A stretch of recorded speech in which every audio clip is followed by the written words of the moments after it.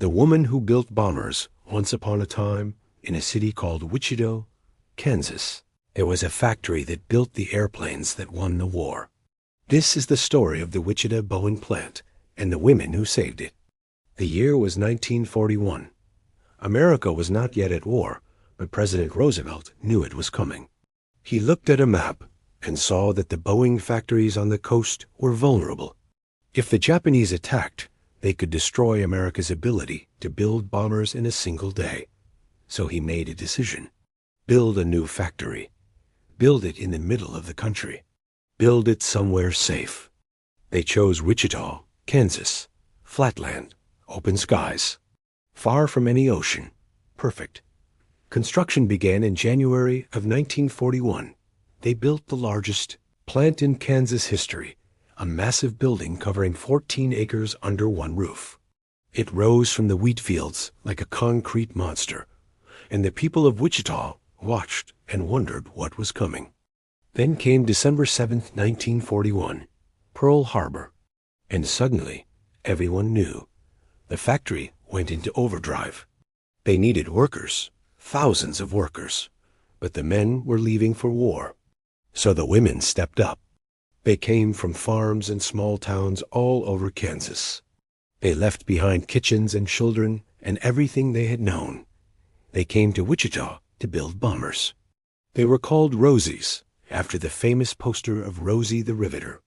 And they built the B-29 Superfortress, the most advanced bomber of the war.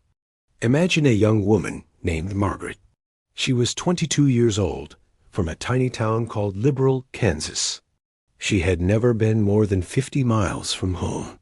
She had never seen a factory. She had never held a tool more complicated than a hammer. But she showed up at the Boeing plant in 1943, ready to do her part. The first day, Margaret walked into that building and her jaw dropped. The noise was deafening. Thousands of workers, mostly women, swarming over airplanes in various stages of completion. Sparks flew from welding torches. Rivet guns chattered like machine guns. Overhead, cranes carried massive wing sections through the air. It was chaos. It was organized chaos, but chaos nonetheless. Margaret was assigned to the rivet crew. Her job was to fasten aluminum sheets to the frame of the B-29. It was hard work. The rivet gun was heavy and vibrated so much that her arms ached at the end of every shift. The noise never stopped. Her ears rang for hours after she went home. But she learned. Day by day, she got faster. She got better. She learned to read blueprints, to measure carefully, to spot mistakes before they happened. The other women taught her. They became her family, her sisters in arms. There was Betty, a farmer's wife whose husband was fighting in Europe. She was the oldest on the crew, in her 40s, and she mothered them all. She brought cookies sometimes, baked in the dark hours before her shift began. She checked their work, made sure they were doing it right, made sure they were safe. There was Dorothy, barely 18, fresh out of high school. She was small and quick, and could crawl into spaces that no one else could reach. She did the jobs that required small hands and patience, wiring the complex systems that made the B-29 fly. There was Ruth, whose brother had been killed at Pearl Harbor. She never talked about it, but everyone knew. She worked with a fierce intensity, never stopping, never resting. She was going to build enough bombers to avenge him, one rivet at a time. Margaret worked the night shift. From 4 in the afternoon until midnight, she stood at her station, rivet gun in hand, building the planes that would defeat Japan. The factory never closed.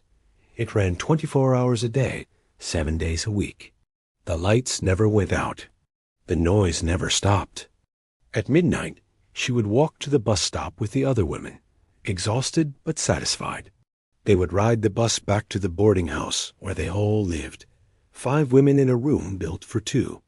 They would heat up soup and bread, talk about their day, write letters to husbands and brothers and sweethearts overseas. Then they would sleep and wake up and do it all over again. One night, Margaret saw a B-29 roll out of the factory for the first time. It was complete, finished, ready to fly. It sat on the tarmac under the lights, gleaming silver, beautiful and terrifying.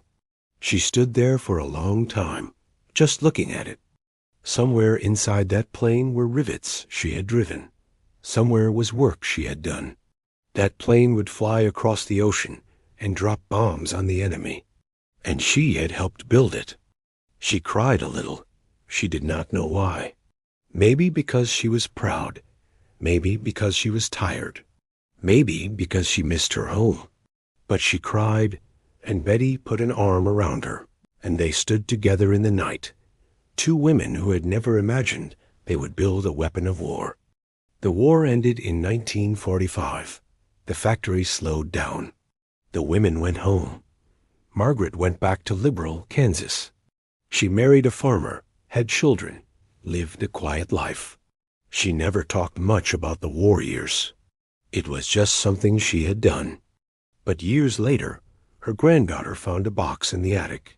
Inside was a photograph of Margaret in 1943, young and strong, standing next to a B-29 with a rivet gun in her hand.